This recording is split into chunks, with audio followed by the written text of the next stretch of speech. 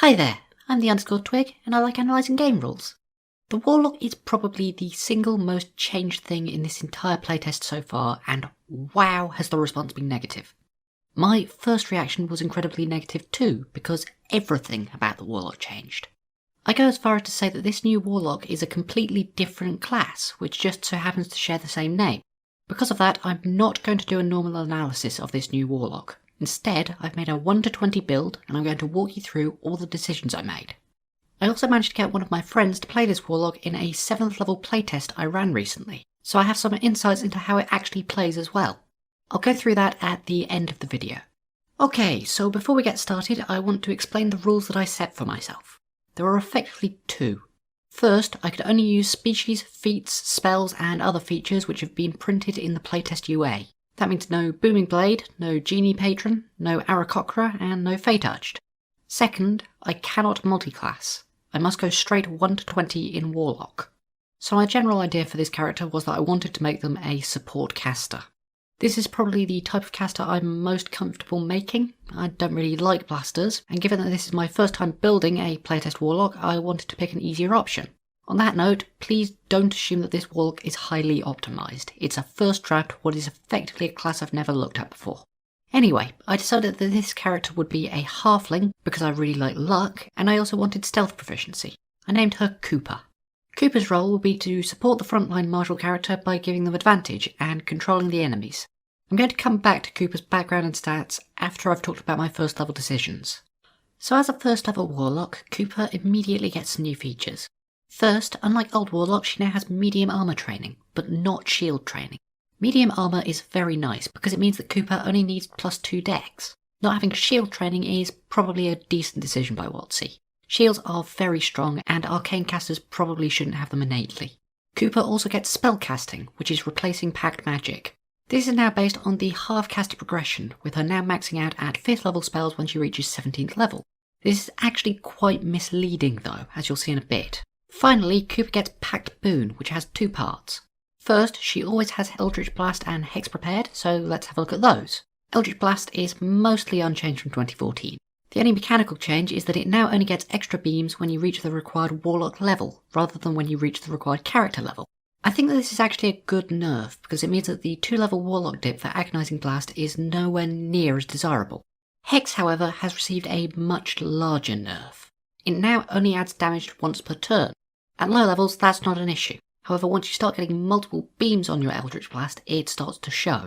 The trade-off for this, however, is that Hex now increases in damage as you upcast it. You now get 2d6 when you use a 3rd level slot, or 3d6 when you use a 5th level slot. If we compare this to the older Hex, assuming that you always upcast Hex to the highest level, they actually match up quite well. That looks like a massive waste of resources, however, so I think that ultimately you're unlikely to want to do this. Hex wasn't an especially good spell anyway though, so it's not the biggest miss in the world.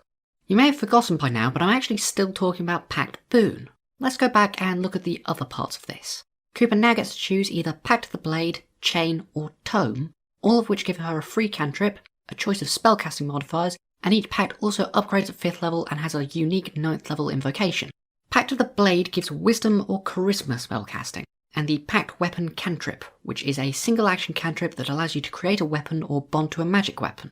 When you attack with this weapon, you can then use your spellcasting modifier for the attack and damage rolls, and when you reach 5th level, you get to make an extra attack with it. Furthermore, if the weapon is a thrown weapon, it immediately flies back to your hand. The only limitations are that you can only have one packed weapon at a time, and it cannot have the heavy property.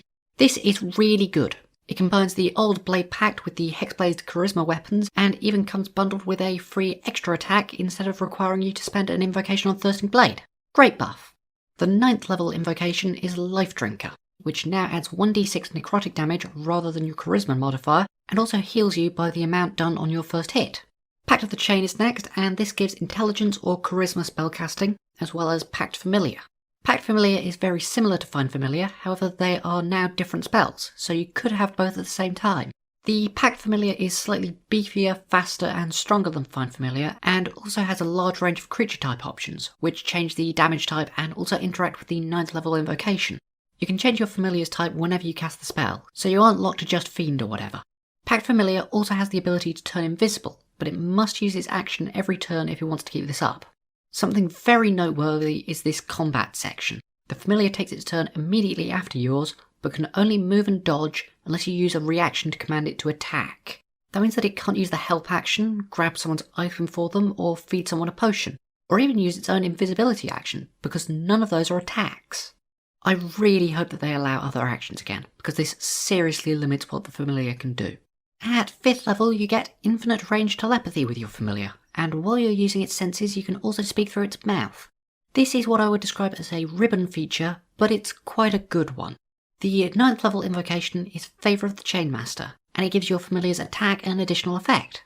There's some good stuff in here, including a considerable slow, a one-time fairy fire, and no save, prone, poisoned, frightened and charmed. This is really good. Pact of the Tome is the last boon and it gives you intelligence or wisdom spellcasting, as well as Book of Shadows. Book of Shadows is a 1-hour cantrip which gives you a magic spellbook containing 2 cantrips and 2 first level rituals from any of the 3 main spell lists. You can recast this whenever you want to switch out the spells as well, so if you're doing a social encounter, get Guidance Message, then switch it out for Resistance and Light when you go into the dungeon. At 5th level, this then upgrades so you can add your spellcasting mod to the damage of all cantrips, although this doesn't stack, so it basically just replaces Agonizing Blast. At 9th level you get access to the Gift of the Protector's invocation, which is basically a once per day party-wide death ward. That's reasonably good, but I don't think it's on the same level as the other 9th level invocations. I think it's worth noting that all of these can be immediately turned off with Dispel Magic, although I kinda think that's just mean. So, what did I pick for Cooper? I went for Tome. This is because I really like the idea of a wisdom-based Warlock, and it also gives access to the amazing Divine and Primal cantrips, as well as freeing up Agonizing Blast when she reaches 5th level. Now for Cooper's spells, she has 3 Hex, EB and Book of Shadows, and then 2 Arcane cantrips, 2 Arcane spells, and 2 cantrips and rituals from any list. I ended up picking Sleep and Shield because they are probably the best first level spells, although Sleep does fall off, and then Minor Illusion because it's an incredibly versatile cantrip, and Chill Touch as a backup damage cantrip with a good rider in that no healing effect.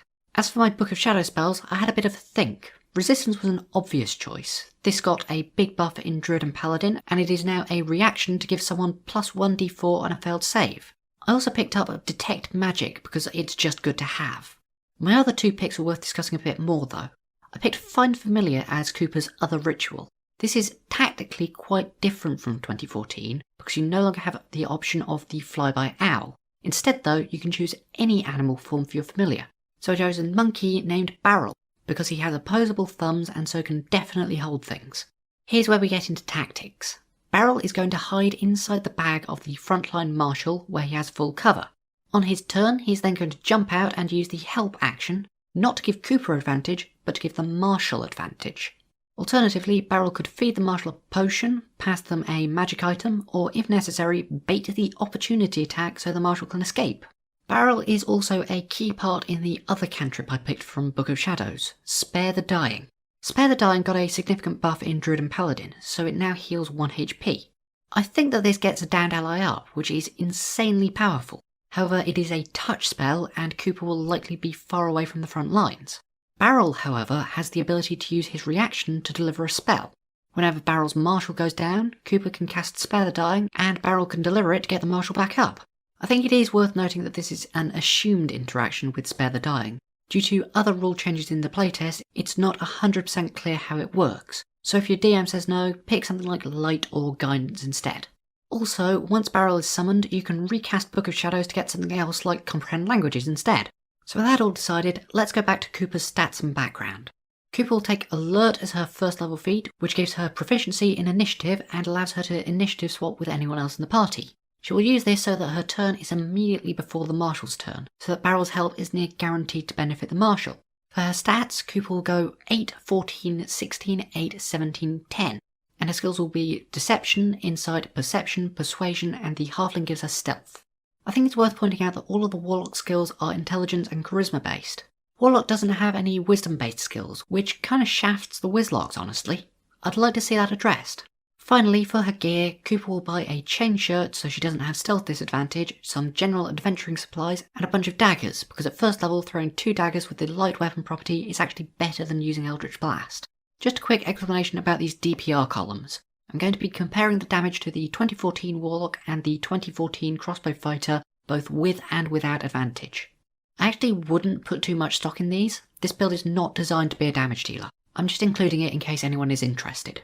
So after that massive first level, we're now on to second level where we get to pick an additional spell. I went for Tasha's Hideous Laughter and also 2 invocations. So let's have a look at the second level options. The vast majority of them are unchanged, but there is some stuff to talk about. Agonizing Blast is the same as ever, it's really good. Armour of Shadows is also unchanged, however now that we have medium armour, this is a lot worse. It wasn't especially good in the first place, but there's almost no reason to pick this now. Beast Speech is also unchanged, and I actually think this one is pretty underrated. Speak with Animals is a good spell for information collecting, although it is a ritual, so you could take it with Book of Shadows, or just let the Druid or whoever cast it instead. Devil's Sight is obviously popular for its combination with the Darkness spell. This one is also unchanged, and I find that somewhat surprising, because Raw it doesn't help you at all in dim light. Eldritch Sight is also unchanged, and is probably worse now that Warlock can just natively ritual cast Detect Magic. Eldritch Spear is another unchanged one, and is only really for gimmick builds designed to snipe people off the map. Eyes the Runekeeper is the first one to be changed. It's had a clarification saying that it doesn't decode secret messages.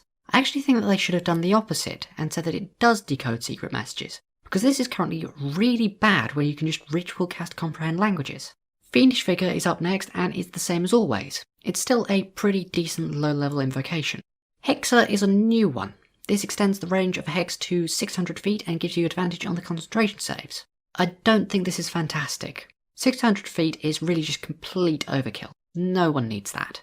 The concentration thing is okay at second level, but a Hex is really not what you want to be concentrating on once you get to second level spells. And you also have to make an incredibly good argument not to take the new Warcaster at 4th level. I don't think we'll see many people take Hexer. Lesson the first one, however, is a very good invocation. This one gives you a free first level feat, which could be Alert, Lucky, Tough, or even Lightly Armoured for shield proficiency. This is a top tier option. Mask of Many Faces is the same as always, and is still really fun. I love Mask. Misty Visions though is probably my favourite invocation in the game. This is so much fun to mess around with, and it's just as good as ever. Finally, Repelling Blast has had a limitation of larger or smaller put on it, as well as the fact that you must push horizontally. Repelling Blast has always been one of the best invocations, and despite the nerf, I think it probably still is. So let's go back to Cooper. She'll be taking Agonizing Blast, because obviously, and Repelling Blast because it now combos really well with a Marshal using the Cleave weapon mastery. Cooper can push a second enemy next to the first, so Barrel's Marshal can attack both of them. I did highly consider Misty Visions and lessen the first one though. At 3rd level, Cooper gets her subclass, the Fiend Patron, as well as an extra slot and an extra spell. Spells first, I picked up Expeditious Retreat because it's really good as an escape option just at low levels. Sleep has kind of run its course now, so I switched it out for Featherfall, just in case it's ever useful. Now then, Fiendlock. This got some big buffs. You now get the spells for free instead of them just being added to your options, and you also get a free casting of one of your spells every day. At 1st level you get Burning Hands, which is a mediocre spell, and Command, which is a great spell. Obviously Grovel is amazing, but I think that Flee is also really good, because you can use it to trigger opportunity attacks. And Drop is also a lot better now that Push Weapon Mastery is a thing, because the Marshal can push the enemy away and then pick up whatever they dropped. There's loads of other inventive stuff you can do with this as well. My players have previously made great use out of commands like Tattle to force someone to tell them a secret, or Steal to frame someone for a crime. Really good spell, and you get a free casting every day. The other feature is Dark One's Blessing, which gives Cooper casting mod plus Warlock level in temp HP whenever she kills someone or when something dies within 5 feet. Cooper probably won't get much use out of this in combat, because her damage isn't great and she won't be standing near enemies if she can help it, but a Blade Lock would greatly appreciate this buff. It's also potentially abusable with a bag of rats outside of combat. However, because it says enemy, the DM is reasonably able to say that the rats aren't enemies. At 4th level, Cooper gets another spell, another cantrip, and a feat. For her cantrip, she'll take Message. Cooper has pretty decent stealth and perception, so a good recon spell like Message is nice to have. She'll then take Protection from Evil and Good, which is a good defensive buff which can be applied to the Marshal. For her feat, Cooper will take Warcaster, bumping Wiz to 18. I'm going to go a little bit off-piste now. Warcaster is probably my single biggest problem with the 4th level feats all being half feats. It was already incredibly good, and to make it a half feat makes it almost objectively the best feat in the game for any caster. Why would you ever take something else? There is already a concentration protecting feat in Resilient Con, so I don't think that there needs to be 2 of them. I would probably move Warcaster down to a first level feat and have it only include the opportunity attack spells and the somatic component points. I think that would be a really good fit. Right now though, Cooper is taking Warcaster and getting 18 whiz. I'm also going to assume that she has enough gold to upgrade to a breastplate. Right, I just want to take a step back now and look at the current state of this build. Cooper's damage is just straight up bad, at just 8.66 DPR. She doesn't have second level spells and is still stuck using Tasha's Hideous Laughter or Hex. Right now, Cooper is in a really hard place. She does not feel like a 4th level character. 5th level is where that starts to change though. First, her spell slots upgrade from 3 firsts to 4 firsts and 2 seconds, and she also gets a new spell. Immediately she's picking up Web, and she's also going to switch out Expeditious Retreat for Misty Step. Fiend also gives her 2 free spells in Suggestion and Scorching Ray. I don't really rate Scorching Ray, but it's fine. Suggestion is a bomb though. This is almost a direct upgrade from Command, and is now Cooper's go-to once per day free cast. Next up, Eldritch Blast gets 2 beams and Book of Shadows improves, giving Spellcaster mod to all cantrip damage, so he can drop Agonizing Blast. On that subject, there's some new invocations, so let's have a look. Gaze of Two Minds has moved back from 1st level to 5th level, but has received a really interesting change. It's now a bonus action rather than an action, and while you're using their senses, you can also cast spells from their location. This is really cool. As long as you have a willing humanoid ally, you can send them in while you just sit at home doing the knitting. The fact that it must be a willing humanoid who you touch is a significant limitation, but I still think that this is pretty great. One with Shadows is mostly unchanged, but they also specify bonus action, which is great. No mechanical difference, just clarity. The other 5th level invocation is the big one, Mystic Arcanum. This gives you a once per day casting of 1 spell from the Arcane list at the standard full caster spell levels. It's the only invocation that you can take multiple times, but you must take a different level of spell each time. I think that most Warlocks will want to take a lot of Mystic Arcanums, probably at least 4 or 5 over their career. I immediately picked up Mystic Arcanum 3 on Cooper and chose Hypnotic Pattern, because it's one of the best control spells in the game. She also has another invocation free though, because she's switching out Agonizing Blast. I think there's a few good options here. Devil's Sight would be good, Misty Visions would be good, and I highly consider Lessons of the first ones, either for lucky or lightly armoured. However, what I ultimately decided on was effectively picking up another 2nd level spell slot by choosing Mystic Arcanum 2 for another casting of Web. I can definitely understand why you would want to pick something else, but I'm still a little paranoid about resources after 4th level, and the saved Web spell slot could instead be used on Misty Step or an out of combat suggestion, or whatever else you think you need to use. 6th level brings the Fiend Patron's Dark One's Own Luck. This is a lovely feature, giving a free D10 to any check or save whiz times per day. This is almost certainly a buff, because it used to be once per short rest. Dark One's Own Luck also stacks with resistance, so Cooper can give herself an average +8 on any saving throw. Wonderful. Now we're at 7th level. This gives Cooper a 3rd 2nd level slot, a new invocation, and a new spell. I picked a Locate Object because it's a really cool utility spell. Whenever you need to search for something, just search for an object associated with it. Need to trail the messenger to see who their contact is? Search for his green cape with a lizard on it. You can also use it to search for general things during the dungeon delve, such as traps, treasure, gold coins, magic items, or weapons. Just bring along a lead-lined bag to put all of your own stuff in it to stop them from interfering. I also switched out Mystic Arcanum 2 for Mystic Arcanum 4, giving Cooper a once per day casting of Polymorph instead of Web. And for Cooper's other invocation, she took Lessons of the first one for Lucky. This gives her 3 luck points currently, and she gets more when her proficiency increases. Right, this is the level that we did our one-shot at, so let's take stock. Cooper is initiative swapping so that she takes her turn immediately before the party's frontline marshal, who has her familiar, Bucket the Monkey, inside their bag. On Cooper's turn, she can use Web, use Repelling Blast to push enemies into cleave range of the marshal, or use one of her once per day castings of Polymorph, Hypnotic Pattern, or Suggestion. If the marshal ever goes down, she can have Bucket deliver a Spare the Dying to get the marshal back up. On Bucket's turn, he will jump out of the bag and either use the help action, feed the marshal a potion, or otherwise free up the marshal's action economy. On the defences, Cooper has 16 AC and the shield spell, or she can add D4 to any save from resistance and another D10 from Dark One's Own Luck. She can also Misty Step away from danger. Outside of combat, she has Detect Magic and Locate Object for finding stuff, Featherfall and Message for exploration, Good Stealth and Perception, and the ability to access any cantrip or first level ritual in the game if she's given an hour's notice. To me, that looks like a perfectly competent character. 8th level now, and we get another feat. +2 Wiz seems like a massive waste given that everything is a half feat. I kinda think that ability score improvement should be buffed to +2/+1. Instead of that, Cooper will take Spell Sniper. This gives her +1 Wiz and then allows her to ignore cover and close range with Eldritch Blast, as well as extend its range by 60 feet. Fairly minor benefits, but they might come up from time to time. The main thing is the +1 Wiz.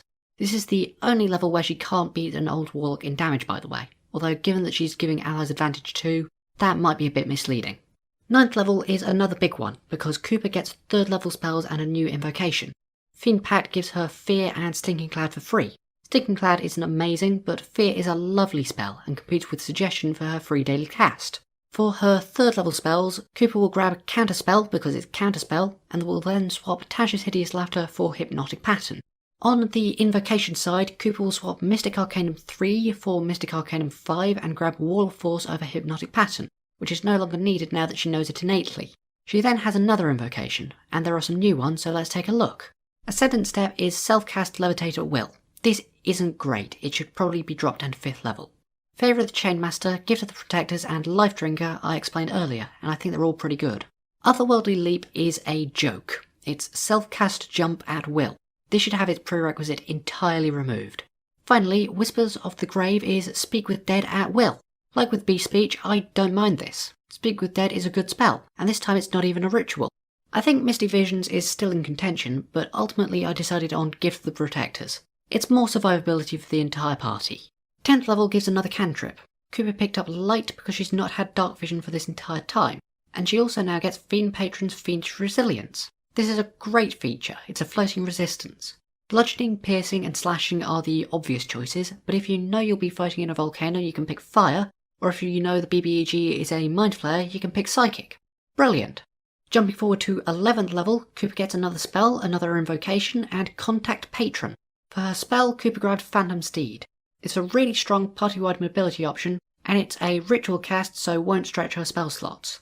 As her invocation, Cooper will grab Mystic Arcanum 6 for Mass Suggestion, which is an absolutely stellar spell. This is definitely going to get nerfed so it requires concentration. Contact Patron is a really interesting feature though. It gives Cooper Contact Other Plane and gives her a free once per day casting without the saving throw. That's important because failing the saving throw is actually crippling. Contact Other Plane is an absolutely amazing spell. You can use it to ask for information about the BBEG, where to find the MacGuffin, what the abilities of a Married are, whether Kingdom Town is still safe, or if you have nothing better to do, just ask what resistance you should pick for Fiendish Resilience. If Cooper really needs to cast this again, she can still do that by ritual casting. However, her int save is awful at just -1. She can offset this though by using both Resistance and Dark One's Own Luck, rerolling ones as a halfling, and if necessary using a luck point, which gives her an 85.59% chance of success. That's still very risky given that failing is basically just saying, you don't get to play for a day, but it's doable. On an int-based Warlock, this is just outstanding though. 12th level brings another feat, and Cooper is going to bring her Wiz up to 20 with Observant. This also gives her expertise in Perception and allows her to use the Search action as a bonus action, which is decent because she doesn't really have an always applicable BA otherwise. At 13th level, Warlocks get their first 4th level slot, and also another invocation. Fiendlocks get Blight and Wall of Fire for free. Blight isn't very good, and Wall of Fire is kind of situational. I think Cooper will probably still be using her free cast for Fear or Suggestion. For her new spell, Cooper will pick Polymorph, so she can now cast it twice per day. She'll also take Mystic Arcanum 7 for Simulacrum, because it's one of the single best spells in the game. I think it's worth noting that Raw, Simulacrum can't regain spell slots, but can regain other features such as Mystic Arcanum. This isn't intended though, and it's very likely to get nerfed. At 14, Fiendlocks get Hurl Through Hell, which is a brilliant feature.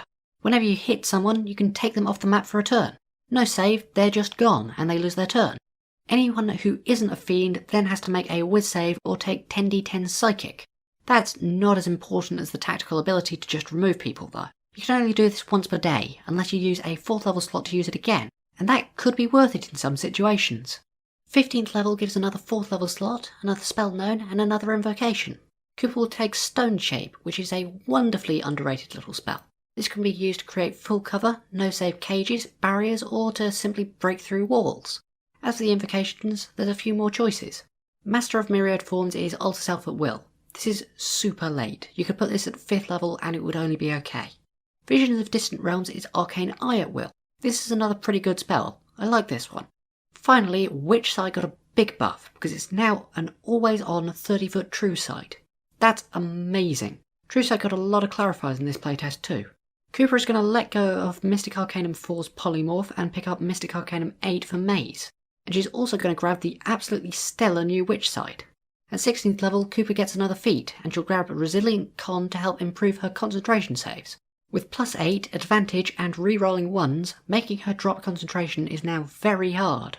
17th level is a 3rd, 4th level slot, a 5th level slot, 2 new spells and an invocation. Fiendlock gets Flame Strike and Insect Blade for free, both of which are pretty poor. The invocation choice is really easy this time. It's Mystic Arcanum 9 for Wish. What else would it be? The spell choices are a bit different though. Normally you just go straight for Wall of Force, but Cooper already has it on Mystic Arcanum, so instead she'll grab Wall of Stone. These two spells have situations where one is better than the other, so having both gives her options. There's a bunch of other good 5s, but as she only has one slot, she'll actually take the ritual spell Rary's Telepathic Bond, which is some great team utility. There's only one feature at 18th level, the new capstone, Hexmaster. This lets you cast 1st level Hex at will. Why would you ever do that? Cooper has so many good concentration options, and the spell slots to use them every fight. She's not going to run out and have to fall back on a 1st level Hex. This is an awful feature and needs a complete redesign.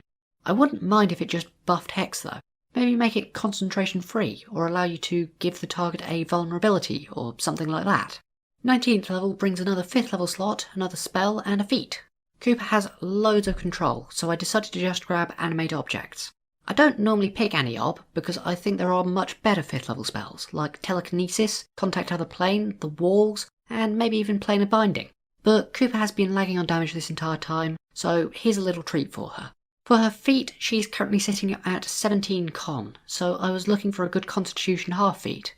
I think the best one is probably Speedster, which gives +10 speed and allows her to ignore difficult terrain by dashing. Honestly, +1 con, +1 dex would be fine too though, because it would set up for 16 dex at 20th level. Finally, Cooper reaches her pinnacle, 20th level.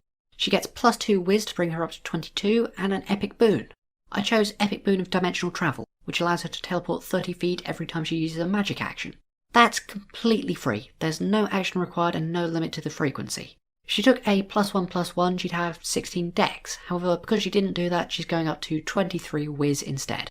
So yeah, overall I think that Cooper and Beryl are a perfectly competent team.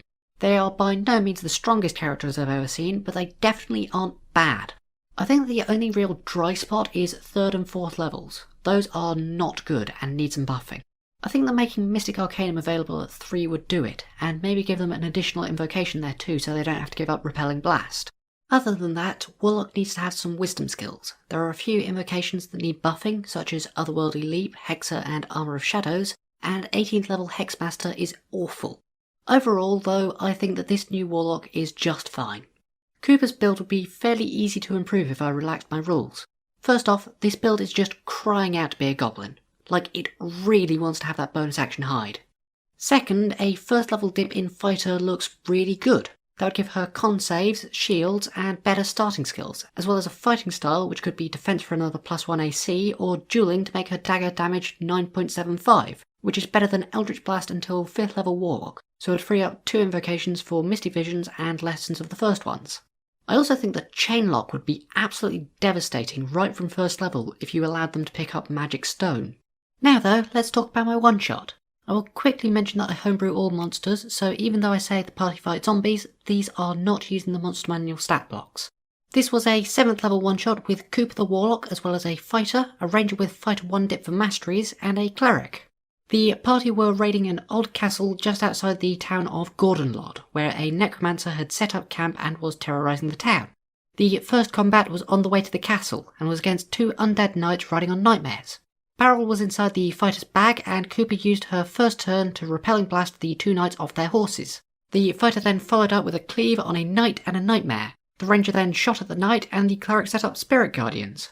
Loop around, and Cooper sets up a protection from evil and good on the fighter, giving the enemies disadvantage to hit, and Beryl helped against the knight, which allowed the fighter to crit, killing the knight and cleaving the nightmare so it dealt 2 Spirit Guardians. The party then swept up the other knight and horse without expending any more resources. Next, the party made it to the castle, and they put all of their weapons inside a bag of holding, then had Cooper run around outside the castle using the locate object to search for weapons. This gave the party a rough idea of where the enemies were. The party then entered and came face to face with 6 zombies and 4 skeleton archers. This time, Cooper went slightly off the plan, and instead of initiative swapping to in front of the fighter, she swapped to behind the cleric. This allowed the cleric to set up spirit guardians and then have Cooper polymorph them into a giant ape, which greatly increased the size of the cleric's aura. This meant that almost all of the monsters took the damage. Other than this, the fight was mostly just the party using Repelling Blast and Push Masteries to make the enemies repeatedly trigger Spirit Guardians. There were then a few fights against random mooks in the corridor before they reached the Necromancer at the end. This time, Cooper was first in initiative, and immediately used her free daily suggestion to get the Necromancer to throw their staff. The Necromancer made their save, however, and managed to get Cooper, the Cleric, and the Ranger in a fireball. Everyone passed though, thanks to the Cleric casting resistance on the Ranger, and Cooper using both resistance and Dark One's own luck to turn her 12 into a 21.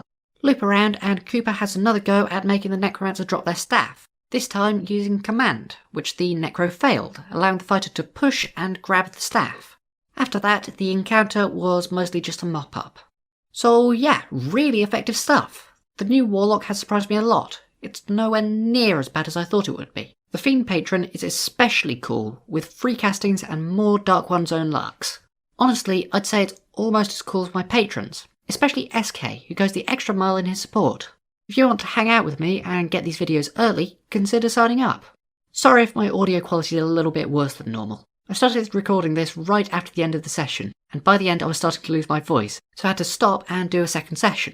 I really hope I managed to get this out before the survey drop though. I think it's on the 17th. No way I get the wizard out by then, but I will still do a video on it anyway, so subscribe for that. After that, I'm probably going to take a break and play some Zelda. Bye!